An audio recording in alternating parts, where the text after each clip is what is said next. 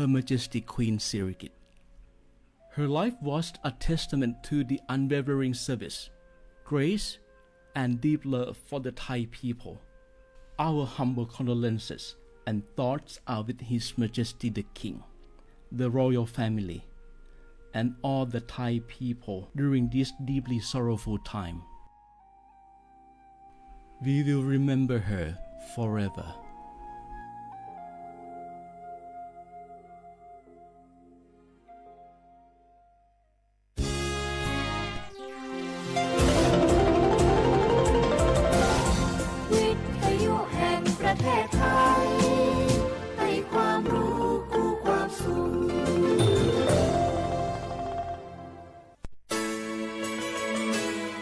สถานีวิทยุกระจายเสียงแห่งประเทศไทยจังหวัดเชียงใหม่ AM 1476 กิโลเฮิรตซ์สถานีวิทยุภาคภาษาชาติพันธุ์แห่งเดียวในประเทศไทยที่มีความทันสมัยเชื่อถือได้สร้างอัตลักษณ์กลุ่มชาติพันธุ์สู่สากล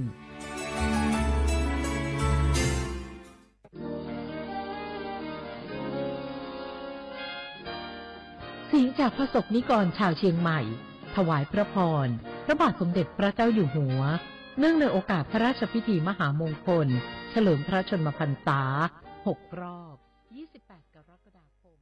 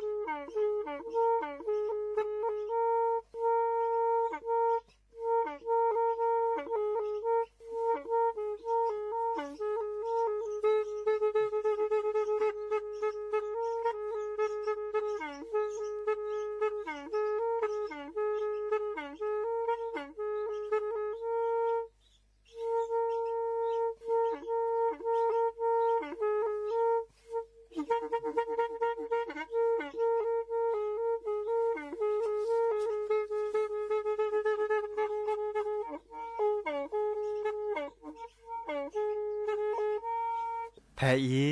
วิทยุกลือหลอก็จะแตะเวกีแม่ตะกะโทนลิกจานยุ้ยชื่อคือกิโลเฮิรตซ์ตาเชอกระตอบเปอปากระหลือปากระยอกหลอกตืออีสู้อเมญาเปก็เห็นเหล่านั้นและตาสูมือซ้ำมือตากระเจาะตาแลกแก็บดูแก็บโผลและติเลื่อนนกออัตโคเนและกนาหลอเจอบาค่าคือตาสูมือซ้ำมือสก้อเนาะ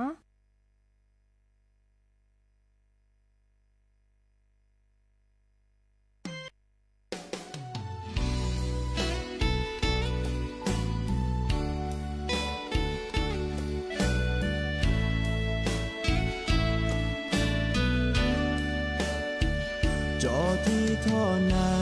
จอกว่านานาลอแอโดเกเลอมือหาจอเกโชโมท่อนาเตอยืนนาก็มือนี้สากเลออีจอเฮนาลาลีจอแต่โลโลจอเตเมเลปวาลิโกนะเมเอจอจออีสาคือพาโดที่ปวางาโดตาเเรนาเกจอเกแอเทนาเกแอนาเกแอนา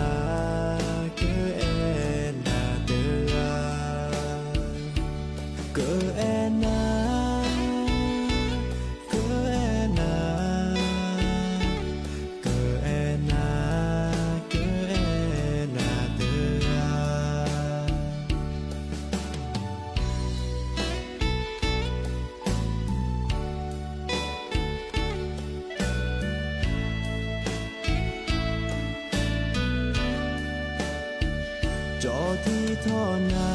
จอกว่านานาลอแอโดเกเลอมือหาจอเกโชโมทอนาตายืนนา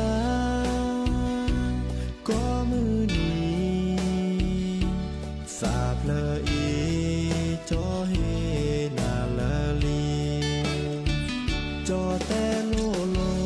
จอเตเมเลอปวาลีโกนะเมเอจอจออีสาคือพาโดที่ปวายาโดตาเอเรนาเกจอเกอแอเทนาเกอแอนาเกอแอนาเกอแอนาเกอแอนาเดอาเกอแอนาเกอแอนาเกอแอนาเกอแอนาเดอา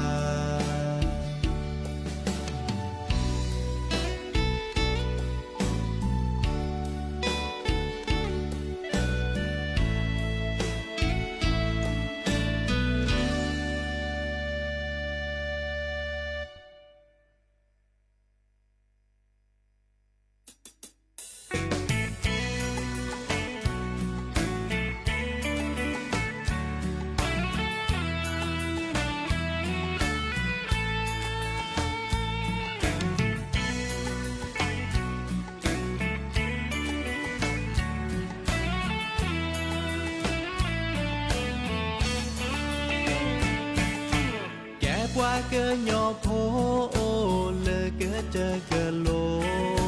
khá y ba lẹ kè lơ qua lẹ phố tớ thọ kè qua phố bơ cô bơ chê tơ phố ba lẹ má ta lơ quê phủ khá y nê yơ ô tơ mưa ta tơ yơ lơ cơ chơ khô ô lơ quê phủ ba tu ta nà chỉ y lẹ cơ nê kế ba mà ta lơ quê phủ mưa ba lo mưa lo nhẹ bò ta giữ lơ qua hi qua co ta giữ lơ mô pa đờ pi pư pư ve co gà mô sa kê lơ pa hi đô ma có mưa hi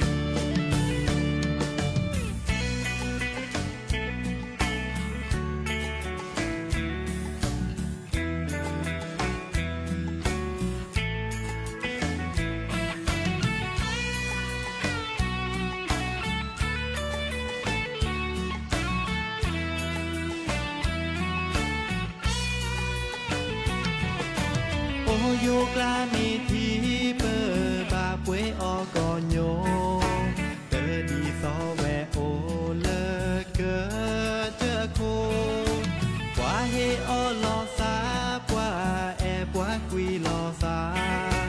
cơ chơ khô ni ta mưa mà ta y nê ya ô tơ mưa ta tơ dư lơ cơ chơ khô ô lơ về phủ ba tu ta đà chỉ lẽ cơ nê kế ba mà ta lơ về phủ mưa ba lo nhẹ bò ta giữ lơ qua hi qua kho ta giữ lơ mô pa đờ pi pư pư ve co gà mô sa kê lơ qua hi đô ma ta lơ về phủ mưa ba lo nhẹ bò ta giữ lơ qua hi qua kho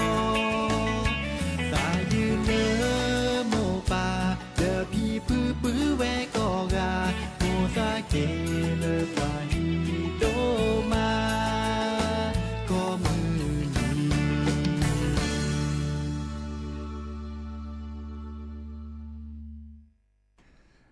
เนาะเดอโอมือโชเปอร์ดอปือแว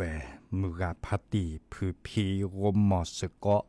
ปราโดกนาตาโพปกว่าดอตาโพเปิดปรากะลือปรากะญอก็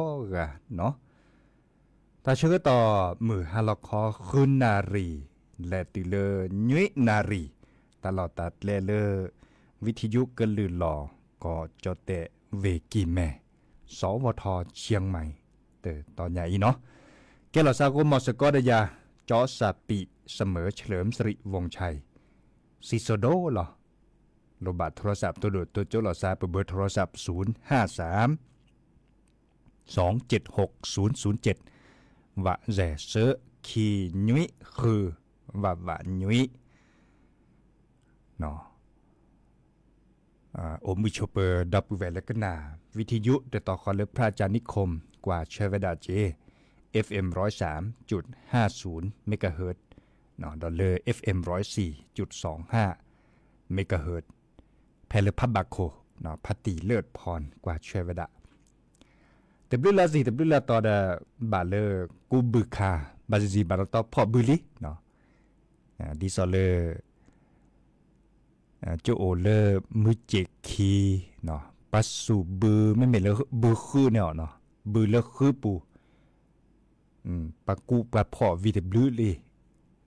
เราซื้อเซโยโดมาเนาะเลอคือปูดาโอเดอร์คือปูฮอวอเนาะเราซื้อเซโยตาเชื่อต่อเลยปากูบึกคาดบาดบลอในตากระจูดิเนาะบาดบลอในตากระจูดิมาจากเพลตาตนีคินีคายตาตนุยอัตอปูคายดิซอเมตาจอทเนาะค่ะเคยเจาะมุกลาบฮอละไปแล้วกูบึพอบึคาเนเอดอเวดาเรกเตอเนาะมาจาก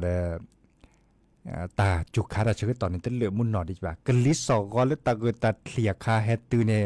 เฮนยาคาขึ้นลิจ่อปากก็เลิกกลีเฮดิสอเลปากก็แบบตูล่อเล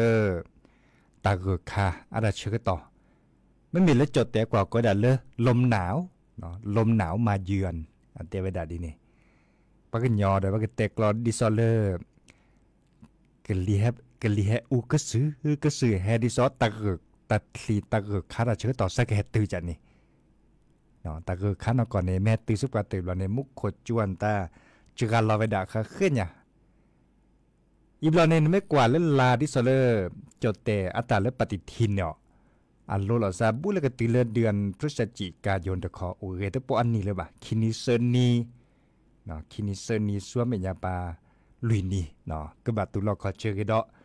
ลาเลอร์ปากก็เดือนพฤศจิกาตาเกิดคาราเชื่อต่อเฮ็ดตื้อกะนี่บลอเนี่ยเนาะมาจากได้ตากระจูดีปุลาแต่ละคันเนี่ยเสร็จโลตาตั้งนี้ต่อปูเนาะมือกาพัตตีนึกว่าเราก้อนนี้เสร็จโลตาเกิดคาราเชื่อต่อกระเตือนตาเนี่ยจูดีตลาดดิบากะกูขับบือเนี่ยกูบือเวผ่านเราไปดัดเลอชิกคอปวนตาแต่คลอดจ้ะนี่ผ่านเราไปดัดวิมุขจูที่โดกว่าดัดบลื้อลันนี่เดบลื้อลันหลอดิเนี่ยโคเนี่ยบาเลตาปากกอลาบาเลปากกูบึคาราเชื่อต่อบานเนี่ยต่อตากจูเวดาโอดีตลาดบาชันไม่มาไปจืดที่ซอลตาแต่นิคินิเซนิลุนนิคาต่อปูเนี่ยบาร์บาปูอามาซาดีเนี่ยจ้ะนี่บากากูเวดาตาดิซอกูเวดาไปแต่เรากว่ากูเวดามหาชาคอเนาะพายดาแต่นิคินิเดเลิกวันตาพ่อเวดาบาร์บาเลปัวพ่อเวดาวิย่อเวดาเกชอเวดาเลพอปูเลสีเลคอนตาบาร์บาตบามุขทินนอบเลยบ่ามาชาบาร์กากูเอดาดิซอเลกกูกันเลลุยนิเซนิสวยเมียปาลุยนิเซนิสวยเมียปาเมียมุคุนิมิเนี่ยแต่บานเนี่ยต่อผักคินิสนิมุขวดจูกเสจีเนาะบาชาเอาเลยตันนี่ลอกกันหรอใช่จีบ่าแต่พี่ตามาก็มีในการเริ่มมาลอตเตก็เติมไม่ว่าดาเลปาจิโพคอโพดเวลาบาชาอีคาเลเปเตสิญญากันดิซอเลอดีอดอนตาอุทวดาอับลอเนาะดินเนี่ยละดีเลยดีหล่อได้เพี้ยมาเราจะมีกิจจากกิจได้ไปเชื่อมือหลาเจอนาเลอปูเพลเลอตาก็ตาแค่จะนี่เนาะมือกิจก็เตือนนี่ไม่ว่าด่าปะปูเพลตาก็ตาแค่เนาะปูเพล แต่ก็แต่แค่ไม่อดเจ้าก็ตื่นเนี่ยดิฉันมีพี่ตามมาตาคือแกทำแต่พี่ตามมันย้อนเจอมาซาเลนจ้ะแต่พี่ตามมามีก็ได้จากเงินโต๊ะก็ตัดติตันโต๊ะก็ตัดก็ตัดแค่ให้ปืนเราแต่จุปืนเราจุปืนเรามาดิฉันมีซาสแควร์ถอดซะเนาะดิฉันมีซาอินเนตาดิฉันมีซาอีกกีตามาตะเกียรแต่พี่ตามมันนอกขอบมาซาเลนจ้ะดินาคนเนี่ยไปเชื่อมือลาเลยปือพอแบบพอพี่ตามมาตาเดปากกอเลยปูเพลตาก็ตาแค่ตาติตาก็มีเด้อคือเรื่องนึกเนาะไม่มีบางครั้งคือเลิกปัดดูว่าการแต่พิตามานตาดับเบิลจ้าถอนลูกกอนแต่การเลยชุลภาพเมียสารและบากดาเข้าร่วมโครงการคนละครึ่ง plus เนาะมีว่าดาจ้าถอนลูกเนาะลูกนี่ปากเกอเห็นเมื่อแล้วปือพอแบบพอเนี่ยสั่วเมื่อแต่ค่าคอเลอร์ปากก็ไว้ด่าคนละครึ่ง plus แต่คันนี้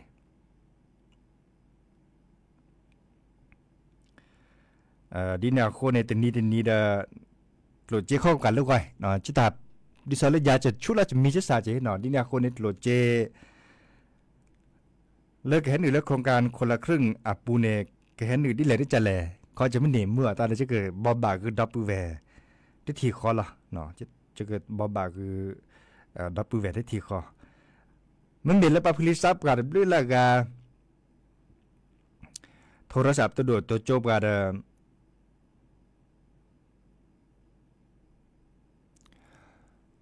แต่เวลาสเวสตาเลปากกอเลนั่นแหละสักโลสักเจนนี่เลยปั๊บเบื่อดาร์คานี่สเวซัมเมื่อเลนี่คานี่ศิลาคานี่ละกันศิลาคานี่ละนั่นบัตรประชารัฐไม่โอนี่เนาะศิลาคานี่ละเน้นตันเนี่ยนั่นเนี่ยนี่เลยจ้าทอเล็กแค่คนละเนาะแต่ก็นี่เนี่ยแฮนด์อื่นเลยนั่นบัตรประชารัฐอปูเนี่ยแต่ลาแต่เมื่อปอเซชิมลินเนี่ยเมื่อที่เขาเลยช่วยเราแล้วคุณเลยเวปูโนบาเพื่อแต่เลยช่วยที่เขาได้เสียได้แต่ดีซอลเลยโครงการคนละครึ่งอัตราโครงการคนละครึ่งอัตราเนี่ยบางเมื่อว่าจะนีรีพอร์ตนึกก็จะบัตรเถื่อนนึกก็จะเจ๊คีปอนึกปัดดูว่ามาเจอนักคีปอบัตรชาไม่เมเลยป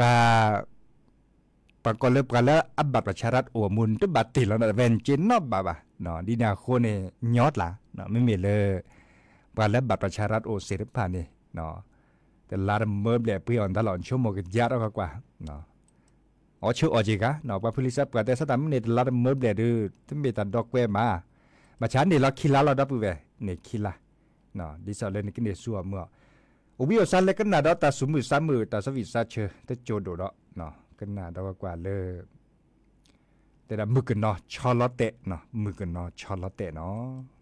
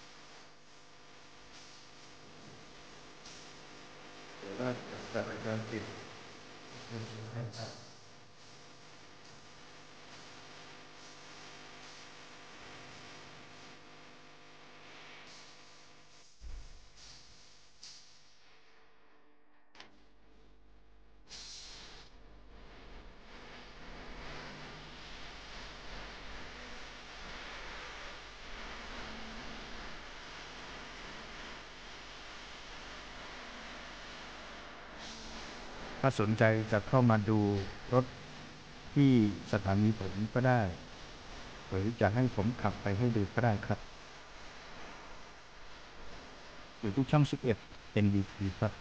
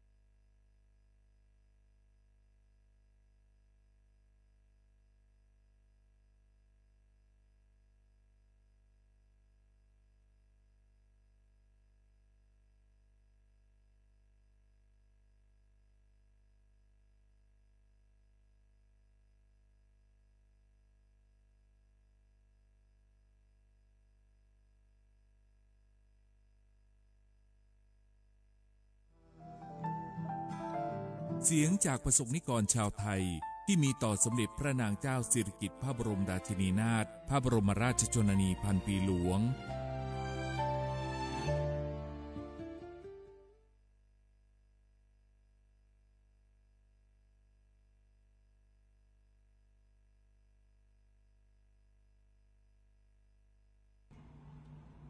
นางสาวจรวนขยันนะเจ้าคนอำเภอหางดงจังหวัดเชียงใหม่นะเจ้าสำหรับการได้ทราบข่าวการเสด็จสวรรคตนะเจ้าของสมเด็จพระพันปีหลวงนะเจ้าก็รู้สึกเสียใจนะเจ้าเพราะว่าตั้งแต่จำความได้เนาะที่เราเกิดมาเราก็จะเห็นพระองค์ท่านทรงพระราชกรณียกิจคู่กับในหลวงรัชกาลที่9นะเจ้าเปิ้ลก็ทำคุณประโยชน์นะเจ้าให้กับประเทศไทยกับคนไทยนะเจ้าในหลายๆด้านนะเจ้าช่วยให้หมู่เฮากินดีอยู่ดีขึ้นนะเจ้าแล้วก็มีความเป็นอยู่ที่ดีขึ้นนะเจ้าโดยที่ท่านไม่ได้เลือกว่าจะเป็นภาคใดก็ตามของประเทศไทยนะเจ้าก็หลังจากที่ทราบข่าวว่าท่านสวรรคตเมื่อคืนนี้นะเจ้าก็รู้สึกตกใจนะเจ้าแล้วก็เสียใจนะเจ้าแล้วก็สิ่งที่อยากจะขอให้หมู่เฮาได้ทำเพื่อเป็นการแสดงออกนะเจ้าถึงการแสดงความอาลัยท่านหรือว่าถวายความอาลัยท่านก็คือการร่วมกันนะเจ้าทำความดีนะเจ้าบอกว่าจะเป็นในรูปแบบใดก็ตามที่เราจะทำได้นะเจ้าเพื่อที่จะได้ถวายเป็นพระราชกุศลแด่พระองค์ท่านนะเจ้าแล้วก็หวังว่าพระองค์ท่านนั้นจะได้ทรงพักผ่อนนะเจ้าอยู่บนสวงสวรรค์นะเจ้าแล้วก็จะได้พ่อก้อยนะเจ้าหมูเขาทำความดีให้กับพระองค์ท่านแล้วก็ประเทศชาติไทยต่อไปเจ้าพี่ชื่อปัทวลัยจักรวาลนะครับแล้วก็ตำแหน่งนักจัดการงานทั่วไประดับ6ปฏิบัติงานที่องค์การสวนพืชศาสตร์สมเด็จพระนางเจ้าสิริกิติ์มาเป็นระยะเวลา30 กว่าปีหลังจากวันที่ทราบข่าวว่าพระองค์ท่านสวรรคตก็คือเป็นสิ่งที่ว่าคือเป็นน้ำตามันแทบจะแบบมันจุกอยู่ในอกทุกอย่างเราสูญเสียแล้วหรือแม่ของแผ่นดินแม่อันยิ่งใหญ่ของพวกเราจากพวกเราไปแล้วก็มีความตั้งใจว่าจะสืบสานปณิธานของพระองค์ท่านต่อไปตั้งใจจะเป็นข้าราชการที่ดีปฏิบัติงานตามที่พระองค์ท่านทรงได้สร้างไว้สำหรับสวนองค์การสวนพืชศาสตร์ของเราค่ะครับชื่อชาติบุญทองครับเป็นคนจังหวัดเชียงใหม่ครับผมนะครับอำเภอสันทรายนะครับก็ทราบข่าวตั้งแต่ตอนตี 2เนาะเมื่อคืนสะดุ้งตื่นมาตอนตี 2ก็ปกติก็ไม่ค่อยตื่นตอนตี 2แต่ว่าตื่นมาแล้วก็ได้คือมันคลิปมันเด้งมาเนาะจากฟีดข่าวมันเด้งขึ้นมาความรู้สึกต้องบอกว่าผมเองนะเป็นคนที่อยู่ในเจนที่พระบาทสมเด็จพระเจ้าอยู่หัวรัชกาลที่9นะทรงงานตั้งแต่ไหนแต่ไรเราอยู่ในรัชกาลที่9มาตลอดเนาะแล้วก็พระพันปีหลวงเนี่ยก็จะคอยติดตามพระองค์ท่านไปตลอดเพราะฉะนั้นเนี่ยเราจะได้เห็นพระราชกรณียกิจต่างๆเนี่ยผ่านทางจอทีวีซึ่งสมัยก่อนในจอทีวีก็มีทั้งหมู่บ้านมีอยู่จอเดียวแต่เราก็จะได้เห็นจะได้เจอพระองค์ท่านอยู่ทุกวันนะครับก็เลยมีความรู้สึกว่าพระองค์ท่านทรงงานมาตั้งแต่เราจำความได้จนกระทั่งท่านอายุเยอะไปนะจนกระทั่งรัชกาลที่9ท่านเสด็จสวรรคตไปแล้วมาถึงพระพันปีหลวงเสด็จสวรรคตไปอีกความรู้สึกเหมือนเราเสียญาติผู้ใหญ่ไปความรู้สึกเหมือนกับตอนที่เราเสียรัชกาลที่9ไปอย่างเดียวกันเลยครับนะครับรู้สึกนี่ความเสียใจมันบอกไม่ถูกเนาะมันบอกไม่ถูกมันพูดไปแล้วมันแบบมันอธิบายความรู้สึกยากมากแต่ว่าสิ่งหนึ่งที่ทำให้จิตใจมันดีขึ้นเนี่ยก็คือเราเข้าข้างตัวเองว่าพระองค์ท่านจะได้พบกันนะครับสมเด็จพระราชินีพระพันปีหลวงจะได้พบกับรัชกาลที่9ของเรานะครับก็ท่านก็จากกันไปนานมากๆนะครับแล้วก็ครั้งเนี้ยท่านจะได้เจอกันก็เลยมีความรู้สึกว่าอย่างน้อยเราก็มีสิ่งที่แบบดีใจอยู่อย่างหนึ่งนะอะไรเงี้ยทั้งที่ว่าเราก็ทำใจแล้วว่าพระองค์ท่านยังไงพระองค์ท่านก็ต้องไปเป็นสัจธรรมของโลกอยู่แล้วเนี้ยแต่พอองค์ท่านไปจริงๆก็ความรู้สึกเสียใจก็เกิดขึ้น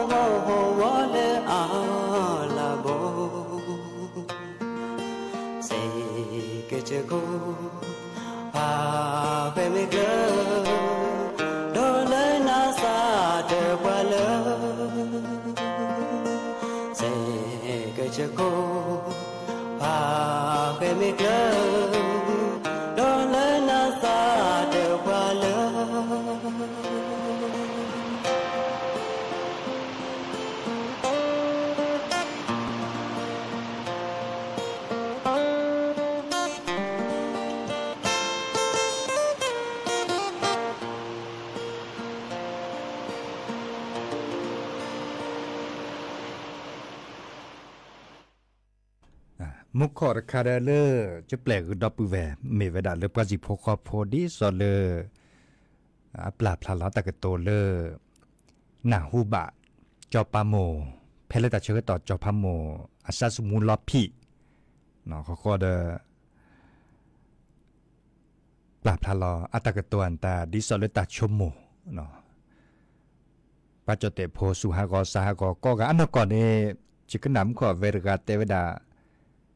ปัจจุบันพลสีญาณชานี่เนี่ยเริ่มมือนี้เนี่ยจอบปาโมเนี่ยก็ซาสมุกลอปีเนาะอคอมยนต์ก็สีจบบัญชาชั่วโมงละผ่าสันเนลีชั่วโมงละตัวที่เราสันเนลีมันเลยมาเกติแล้วเราเชื่อต่อสีจบสุกว่าเตอร์สหกรณ์โดดล่ะนอบาเกโลอภิตามาตาเลญาเนาะจอบปาอันนอกเกคุยเนาะจอบปาอันนอกเกคุยเลวดาเลปเลปาเลเดจอบปาหมูเดินแล้วพอขี้ก็ต่อเนาะมาซาเลนิจะอาหารสกุลเนี่ยแกในตัวบลูลาเกาจอปาเรื่องยาค่ะประเทศแล้วจอปาแค่นี้ตัวดีบาทนี่เนาะเรื่องยาอาเวแกจอปาหมดเรื่องจอปานอกเกคุยเนี่ย แล้วแหละป้าแหละเด้ออัตราพ่อมึงปลาในพวกขี้กอดต้อเนาะมีก็เจอโคกันลดละมีแต่ละสิโดตาปราดละแลปะกุปัญญาเสียคอนตาปะกว่าแลได้บุแล้วก็สึกคือก็ต่อปะปาก็หรือปะก็ญาเสียคอนตาในปะกว่าแลบุแล้วก็สึกคือก็ต่อดินาคนนี่ตัวดาเชิดต่อเลยอาซาสมุลอพี่เด้อว่าสิโพคอพวนตาเด้อซันล็อกทิเนาะดิซอลสุหะก็ซาก็อันนั้นก็สิญญาดาก็จบพาสิลิเลอโชเกนนะเนาะฮัทฮัลลอเซเลบะเร็วแล้วก็สีสระดิซอลเร็วเลยแต่ใช้เหียปูก็สีสระยาวอันตันนี่เวลาตบลื้อลันนี่เนาะมันเลยมาเกเดเริ่มมาหาเดสิจุเวดาเนาะดิเนี่ยคนในไปเก็บก็จดแต่โพดสหก็กอกะเนาะมุขเดจะเมื่อดับเวนเด็กกันหนาดอมีเวลาละเตะแล้วจดแต่กว่าดิแหละดิลอยไม่ตกก่อนเลยปะปาก็หรือปากันย่อไม่ตกก่อนเลยปาก็เจอกับพวอันตามก็จะซิกว่าดอเลยบาก็คือตัดชมิชมโมเพลตัดเชื้อต่อจอบปาโมโตเลยบาคานตาจันนี่ข้อข้อในปลาเนตพิตามาสวยมันยาปาโก้ถอยดามีอาเจ้าดับเวปามาบูมาบารามิเกประตูหลอกคอเชเลอร์ปากอยดาตาฮัลโลโคโลเกวนหลอกก็ออถอยดาจ้าถอเลอจ้าถอแค่ก่อนลาเลยสวยมันยาเราชดดาเวเลยแค่ก่อนลาเนี่ยบาเลยเชื้อต่อบันลอยกระทงอะไรเชื้อต่อตาฮัลโลโคโลเกวนตาในปากปลาพลามันลามาก็ปอไวดาระเนาะแต่บลิลากาจ้าไว้เจแต่เชื้อต่อเลยจอปาโมโตลาเดสุฮากอซากอเดมาลิจาเล่ปะดูว่าปลาพลาตากโตลีเนาะปลาพลาตากจอลีเลอแต่พี่ตามาเซเคเลแค่ช่วยเนาะปาจิโพคอโพเต่ามวนตาก็บัดเลวดาแต่จัลลอเนาะบาชาก็มาลอดทื่อลอโปดิซอลเลบัดเตเลรัตเลเนาะปะกอลัตเลคาเนเตญอเจเนาะมาเดมาเซแต่จัลลอมาจากเพเลมันเตเลตาลอดลอปวนตาเนี่ยก็บะเกเรโตบะเนาะมาเพลกระบะเนาะมีเวดาอับบะเลยแต่เชื่อต่อเลยปัจจุเตพวนตาสุฮากอซากว่าคาบาชา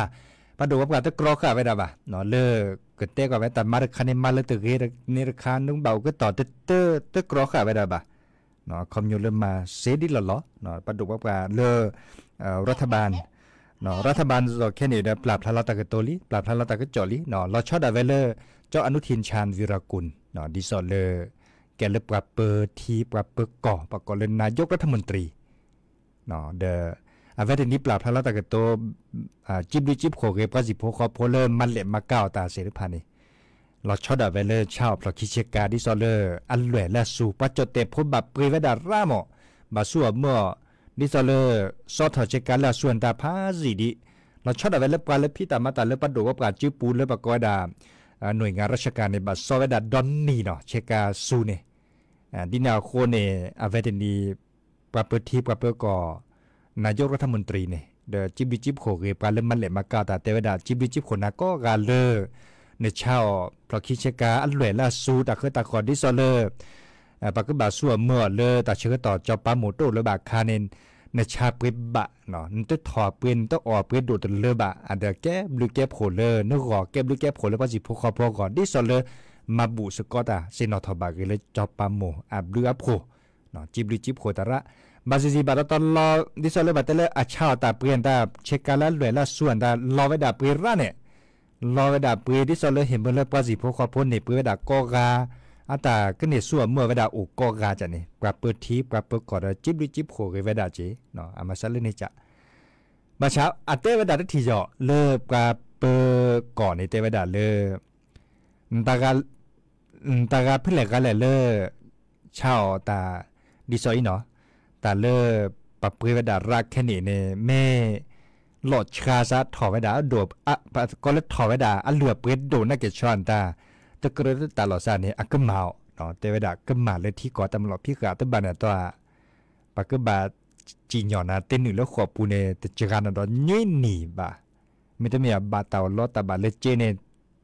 แต่จักรานดอแต่เวลาแต่ร้านดอยเนาะแต่ร้านดอนยุ่ยหนีบ่าแต่เวลานี่เนี่ยเต้นหนึ่งแล้วขวบปูแต่ร้านดอนยุ่ยหนีบ่าเดินเลืออ่อนล้อนะแต่ร้านดอนเลือแต่ชิลลุยเซบ่าแต่เวลาดีนี่เนาะดีน่าโคเนี่ยเด้อมันเลยมาเก่าตาดิซอเลอร์มันเลยมาเก่าตาเลือแต่ตักวิปาสิพวกพวกโคเดเกตาเลยเนาะปรับเปิดทีปรับเปิดก่อเตเวดาดีเนี่ยเนาะกว่าจะเชื่อตอนเล็บพัดเลยาอุเกตาบาเลอร์อันนั้นที่จะเชียบเลยก็บ้านเราพัดเราใส่ดับปูเวดเนาะ chỉ mình chụp qua lấy cái này僕もそこで Facebook อ่ะผู้ก็กะเนาะเชื่อข้อตะกตัวอันดาตำลือละกะเนาะกิติชัยเมเรเนาะออนอุดรค่ะจะพามาดูบาวิสัจุเนาะตำลือละกะเราจะก็แปลกเลอหรือเลทาระเนาะทาเลคีทาเลเปลเลเวดาตาตือตาเชื่อก็ต่อเลแต่หันใหญ่จะเกิดเตตาเปอีหรอมอนโกชัวเทเบมือซับคีเนาะแฮเกตกกอลเราซาได้ปากกลือปากย้อนเลิกกอดแต่เชื่อก็ต่อควีนนารีอัปเดตชิแก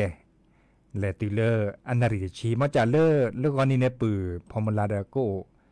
ตุลอคอเชนะเนาะไม่มีเลยแต่หันใหญ่จะเกิดเตตาเปอีหรอโอชัวเทเบมือซับคีก็กันเนาะตาบลือเนาะ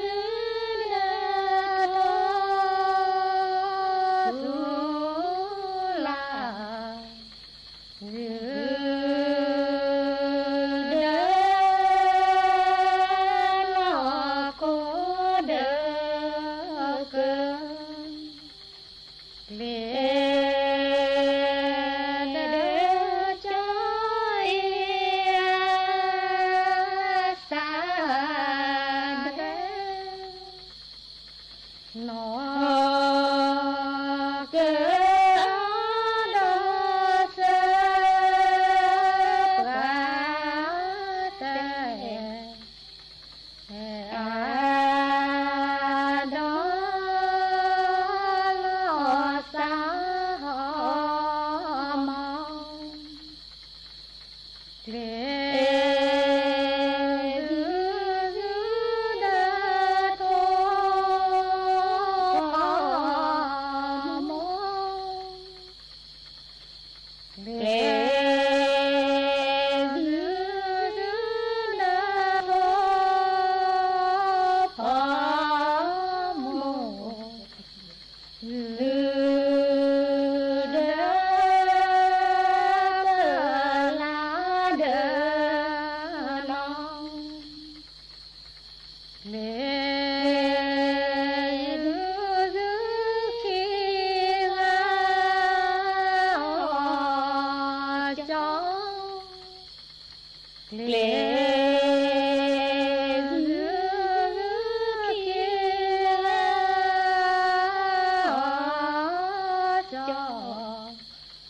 subscribe